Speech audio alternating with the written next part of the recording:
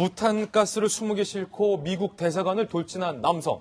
도대체 왜 이 같은 일을 저질렀던 걸까요? 사건의 전말 함께 보시죠. 자, 지금 사진에 보이시는 것처럼 흰색 승용차에 부탄가스를 가득 싣고 이 앞이잖아요. 동아일보 앞이잖아요. 채널A 앞이잖아요. 주한 미국 대사관 앞을 지나다가 갑자기 방향을 틀어서 미 대사관 정문으로 돌진을 했습니다. 하마터면 정말로 큰일 날 뻔했던 아찔했던 순간이었는데요.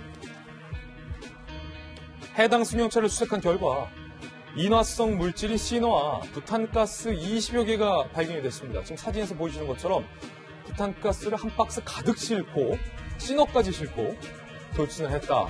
과연 왜 이 같은 부탄가스를 싣고 미 대사관에 충돌을 했는지 돌진을 했는지 좀 밝혀내야 될 것 같아요. 수사를 통해서. 운전자 박모 씨는요. 경찰 조사에서 횡설수설을 하는데 나는 공안검사나 변호사가 필요 없다.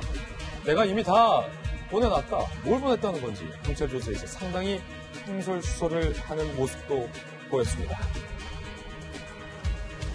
그런데 알고 보니 정체가 마약 혐의 수배자였던 사실이 지금 확인이 됐어요.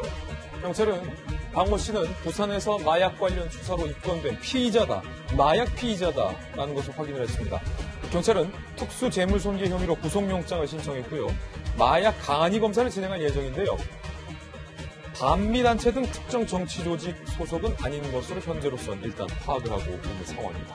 오인성 교수님, 이게 마약 피의자라는 것은 여러 가지 지금 상상의 가능성을 가능케 하는 건데 혹시 이분이 미 대사관에 돌진할 당시에 어떤 마약에 취해 있었던 것은 아닌가부터 좀 한번 가능성을 검토해 봐야 될 것 같아요. 네, 그렇습니다. 지금 이제 마약 간이 검사를 거부를 하고 있기 때문에 그 당시에 마약을 했는지 안 했는지는 밝혀지지 않지만 이제 영장을 받아가지고 조사를 해보면 나오겠죠.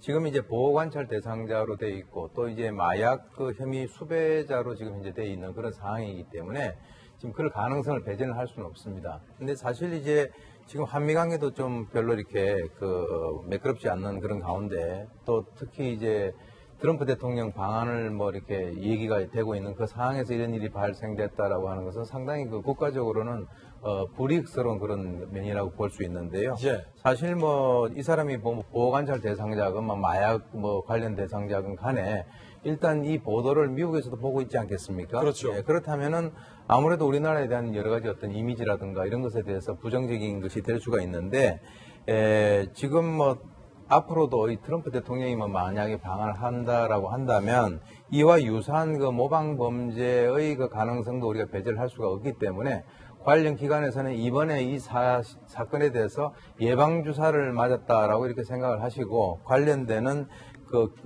건물이라든가 이쪽에 대한 여러 가지 어떤 경호 조치를 강화를 하셔야 될 거로 봅니다. 예.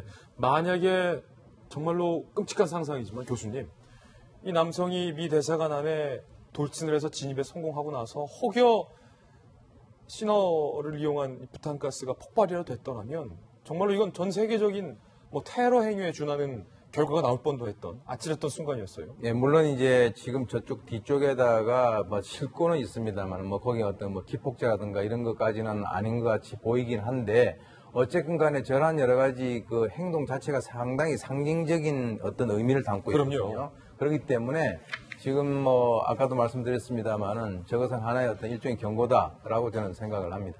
지금 마약 검사 거부 중인 것으로 알려졌는데 지금 횡설수설하고 있거든요. 내가 공안 검사다? 만약에 마약 성분이 나오게 되면 처벌은 더 높아집니까?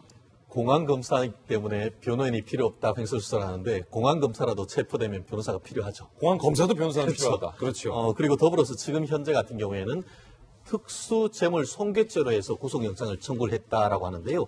제가 봤을 땐 특수재물 손괴를 넘어서 지금 경찰이 경비를 하고 있는데 저와 같은 그 차를 돌진했기 때문에 오히려 그것보다 더 가중처벌되는 특수공무집행방해죄를 적용할 가능성도 있지 않나 싶고요. 그렇군요. 더불어서 마약과 관련해가지고는 아직 그 마약이 어떤 성분인지 상습성이 있었는지 이런 여부가 확인이 되지 않기 때문에 뭐라고 형을 단정할 수는 없습니다만 특수재물 손괴 같은 경우에도 지금 보면은 5년 이하의 징역 또는 1,000만 원 이하의 벌금이다 보니까 거기다 더불어서 마약 성분, 더불어서 부산에서 서울까지 이렇게 그런 상태에서 운전을 해왔다라고 할 경우에는 여러 가지 범죄로 이른바 경합범으로 처벌되기 때문에 구속영장 발부될 가능성 매우 높지 않나 봅니다. 예.